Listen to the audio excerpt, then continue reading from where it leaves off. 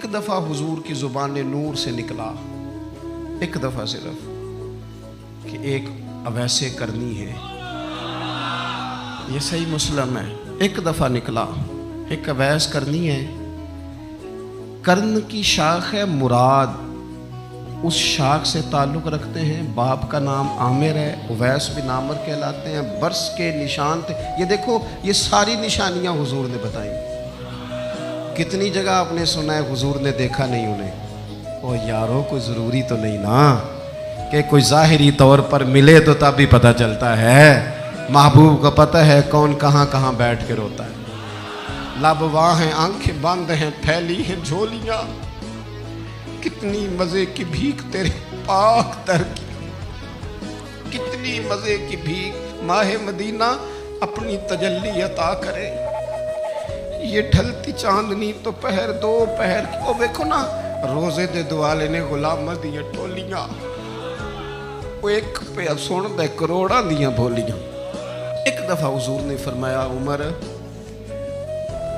ایک اویس بن عامر نام کا شخص ہے، کرن کا ہے، مراد ایک شاخ ہے قبیلے کی، اس سے تعلق رکھتا ہے، ماں کا بڑا فرما بردار ہے۔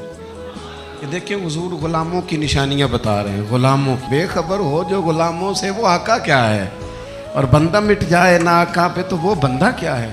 فرمایا برس کے نشان ہے چہرے پہ، برس ہوا تھا وہ ٹھیک ہو گیا، درہم کے مطابق نشان ہوگا، ماں کا فرما بردار ہے۔ اور حضور نے فرمایا عمر، اس بندے کی شان اتنی ہے کہ وہ اگر اللہ کو کوئی قسم دے دے تو رب پوری کر دیتا ہے۔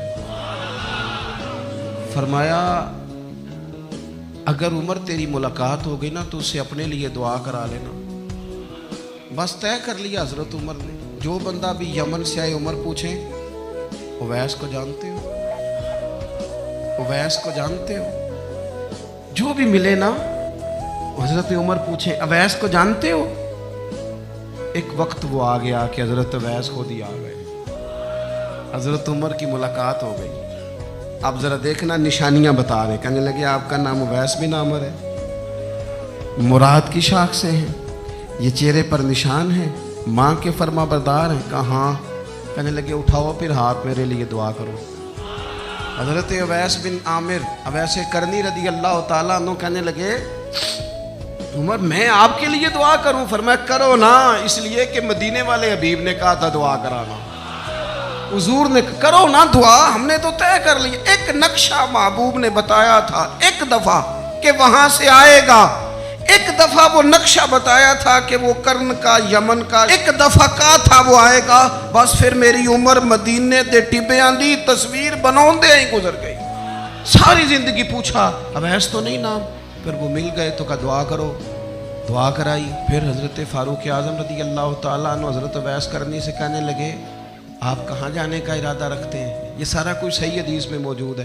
تو حضرت اویس کرنی کہنے لگے میں کوفے جانے کا ارادہ رکھتا ہوں۔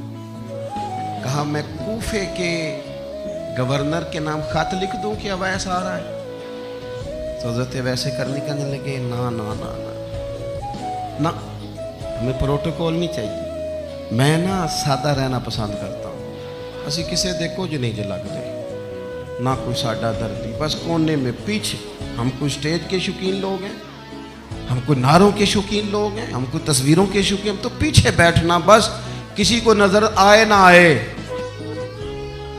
عمر نے تو خود بتا دیا نا کہ مدینے والے کی نظر میں ہیں آپ نظر میں ہیں، مختصر سی میری کہانی ہے، یہ جو بھی ہے ان کی مہربانی ہے، جب ان کی نظر میں ہے تو پھر کیمرے کی نظر میں آئیں چاہے۔ حضرت اویس کہنے لگے ضرورت کوئی نہیں، میں پیچھے رہنا پسند کرتا ہوں۔ تو حضرت عمر نے کوفے بھیج دیا، ایک بڑا رئیس آیا حضرت عمر سے ملنے کوفے کا، تو جناب عمر فرمانے لگے اویس کرنی کو جانتے ہو؟ کہ حضور جانتا تو ہوں، اویس بن عامر کو جانتا تو ہوں، حضرت اویس بن عامر کو، لیکن وہ تو پیچھے پیچھے رہتے ہیں، گھر بھی ان کا سادہ، حالات بھی زیادہ وسعت والے نہیں۔ حضرت عمر کہنے لگے تمہیں بندے کی شان کا نہیں پتا، وہ بندہ حج کرنے آیا ہوا تھا مکے، حضرت عمر سے ملے، کوفے کے رئیس تھے، تو حضرت عمر کہنے لگے واپس جانا تو اس سے دعا کرانا۔ یہ رئیس واپس گئے، حضرت اویس سے ملاقات ہوئی رضی اللہ تعالیٰ عنہ، تو कहने लगे मेरे लिए दुआ करें। वो कहने लगे आप हज करके आए हैं, आप दुआ करें। कहा नहीं आप करें। कहने लगे आप हज करके आए हैं, आप करें। कहने लगे नहीं आप करें। तो हज़रत अवैस समझ गए, कहने लगे उमर से मिल के आए हैं।